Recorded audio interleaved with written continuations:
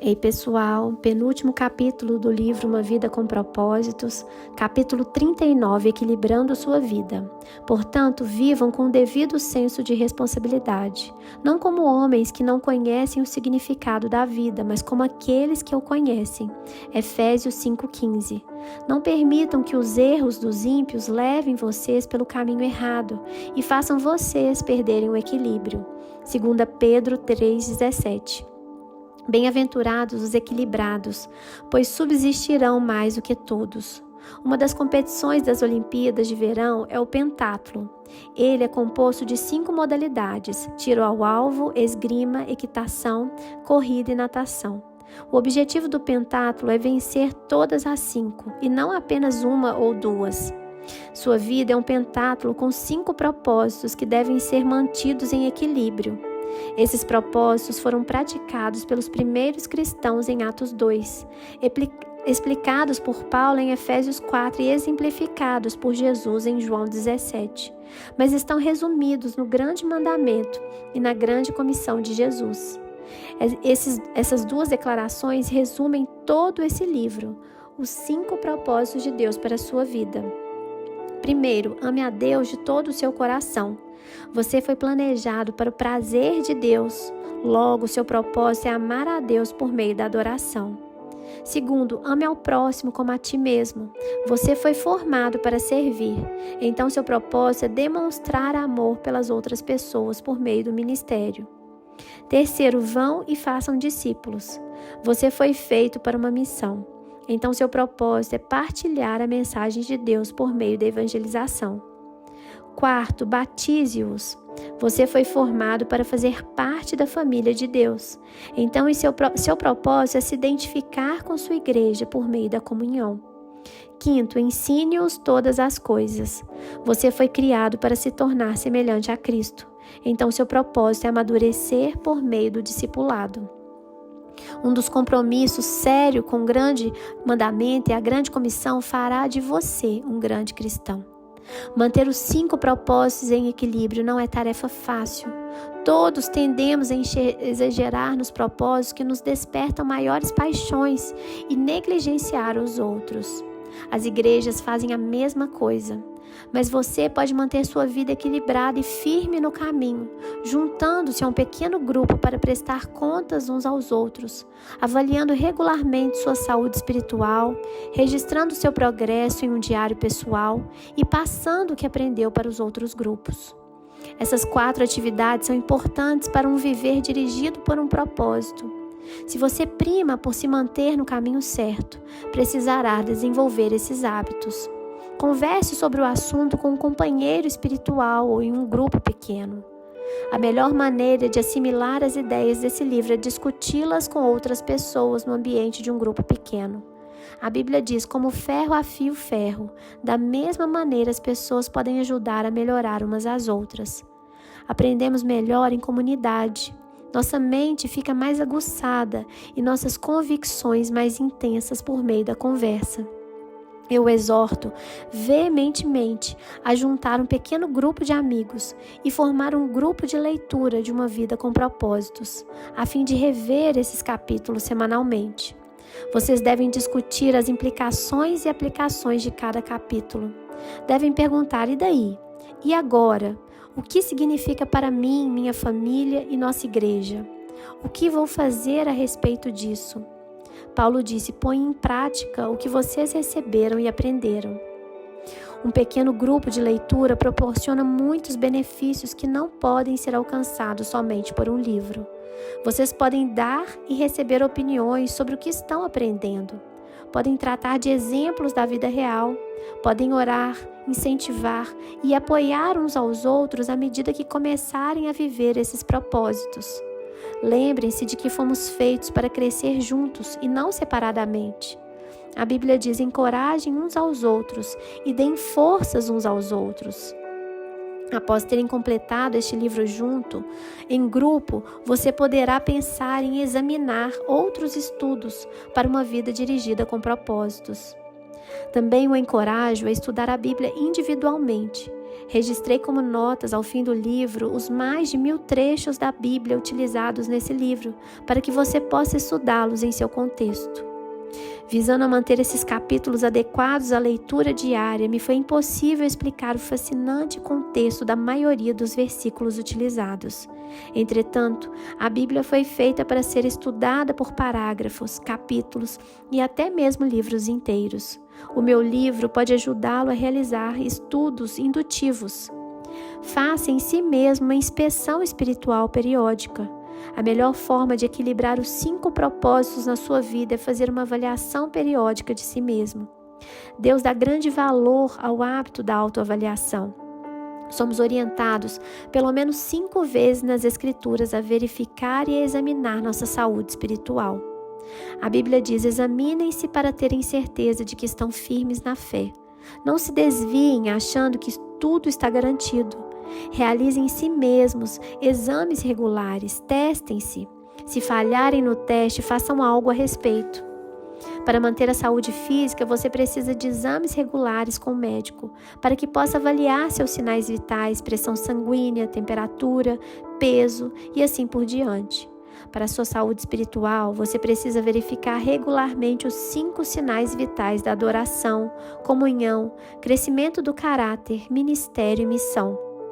Jeremias aconselhou: vamos fazer um bom exame na maneira que estamos vivendo e reorganizar nossa vida debaixo da autoridade de Deus. Na Saddleback, desenvolvemos uma ferramenta simples de avaliação pessoal que tem auxiliado milhares de pessoas a permanecer no propósito de Deus. Se você desejar uma cópia dessa análise de saúde espiritual para uma vida dirigida por propósito, pode me enviar um e-mail. Você ficará surpreso ao ver como essa pequena ferramenta o ajudará a alcançar o equilíbrio para uma vida saudável de crescimento. Paulo disse que a ideia entusiástica do princípio seja igualada pela ação realista do presente. Anote seu progresso em um diário.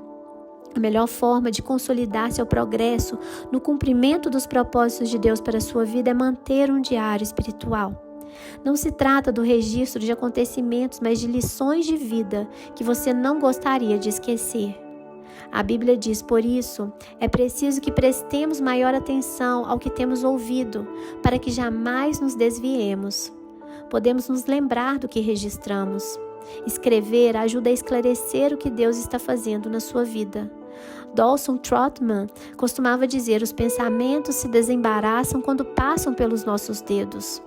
A Bíblia traz vários exemplos em que Deus manda as pessoas manterem um diário espiritual. Ela diz: conforme a orientação do Senhor, Moisés manteve um registro do seu progresso. Não lhe deixa contente o fato de Moisés ter obedecido à orientação de Deus de registrar a jornada espiritual de Israel? Se ele fosse preguiçoso, nos seriam subtraídas as poderosas lições de vida presentes no livro de Êxodo.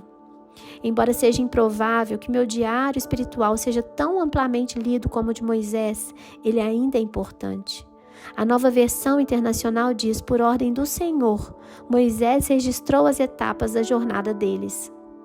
Sua vida é uma jornada, e uma jornada merece um diário.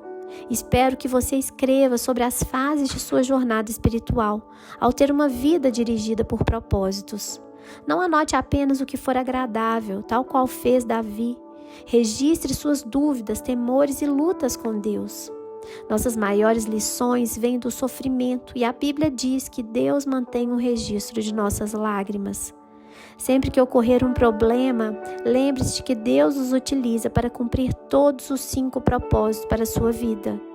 Os problemas o forçam a tentar para Deus, trazem-no para uma comunhão mais íntima com os outros, constroem um caráter semelhante ao de Cristo, lhe fornecem um ministério e lhe provêm um testemunho. Todo problema é dirigido por propósitos. Bem no meio de uma experiência sofrida, o salmista escreveu: que isso fique escrito para que os nossos descendentes saibam o que o Senhor Deus fez e para que o louvem aqueles que ainda vão nascer. Você deve às futuras gerações a preservação do relato de como Deus o ajudou a cumprir os propósitos dele na terra. Trata-se de um testemunho que continuará a ser dado muito após você estar no céu. Transmita aos outros aquilo que você sabe. Se você quer continuar crescendo, a melhor forma de aprender mais é transmitir o que já aprendeu. O livro de Provérbios diz: quem abençoa os outros é abundantemente abençoado. Os que ajudam os outros serão ajudados. Aqueles que passam adiante suas percepções obtêm ainda mais de Deus. Agora que compreende o propósito da vida, você tem a responsabilidade de levar essa mensagem aos outros. Deus o está chamando para ser seu mensageiro. Paulo disse: agora quero que você diga essas mesmas coisas a seguidores confiáveis, para que as possam dizer aos outros. Nesse livro, passei a você o que aprendi com outras pessoas sobre o propósito da vida. Agora é a sua vez de transmitir esses conhecimentos a outras pessoas. Você provavelmente conhece centenas de pessoas que não sabem qual é o propósito da vida. Compartilhe essas verdades com seus filhos, amigos, vizinhos e aqueles com quem trabalha. Se você der este livro a um amigo, adicione um bilhete pessoal na página da dedicatória. Quanto mais você sabe, mais Deus espera que você use tal conhecimento para ajudar os outros. Tiago disse: quem sabe que deve fazer o bem e não o faz, comete pecado. O conhecimento aumenta a responsabilidade, porém, transmitir o propósito da vida é mais do que uma obrigação. É um dos grandes privilégios da vida. Imagine como o mundo seria diferente se todos conhecessem seu propósito. Paulo disse: se você transmitir essas instruções aos irmãos, será um bom ministro de Cristo Jesus. Tudo se destina à glória de Deus. O motivo pelo qual transmitimos o que aprendemos é a glória de Deus e o crescimento do seu reino. Na noite anterior à crucificação, Jesus disse ao Pai: eu te glorifiquei na terra, completando a obra que tu me deste para fazer. Quando Jesus orou com essas palavras, ainda não tinha morrido por nossos pecados. Então, que obra ele havia completado? Nesse caso, ele estava se referindo a algo distinto da expiação. A resposta está no que ele disse, nos 20 versículos seguintes de sua oração. Jesus disse ao Pai que o que havia feito nos últimos 3 anos, a preparação dos discípulos para viver para os propósitos de Deus. Ele os ajudou a conhecer e amar a Deus, adorar, ensinou a amarem uns aos outros, comunhão, deu-lhes a palavra para que amadurecessem, discipulado, mostrou-lhes como servir, ministério, e enviou-os a levar o evangelho aos outros, missão. Jesus foi o exemplo de uma vida dirigida por propósitos e também ensinou aos outros como vivê-la. Essa foi a obra que glorificou a Deus. Hoje em dia, Deus chama cada um de nós para realizarmos a mesma obra. Ele não quer apenas que vivamos seus propósitos, mas que ajudemos as outras pessoas a fazer o mesmo. Deus quer que apresentemos Cristo às pessoas, trazendo-as para a comunhão, ajudando-as a amadurecer e a descobrir como servir, e então que tornemos a enviá-las para que mais pessoas sejam alcançadas. É disso que se trata uma vida dirigida por propósitos. Independentemente de sua idade, o resto de sua vida pode ser a melhor parte dela. E você pode começar hoje a viver com propósitos. 39º dia pensando sobre o meu propósito. Um tema para reflexão. Bem-aventurados sejam os equilibrados. Um versículo para memorizar, portanto, vivam com devido senso de responsabilidade, não como homens que não conhecem o significado da vida, mas como aqueles que o conhecem. Efésios 5:15.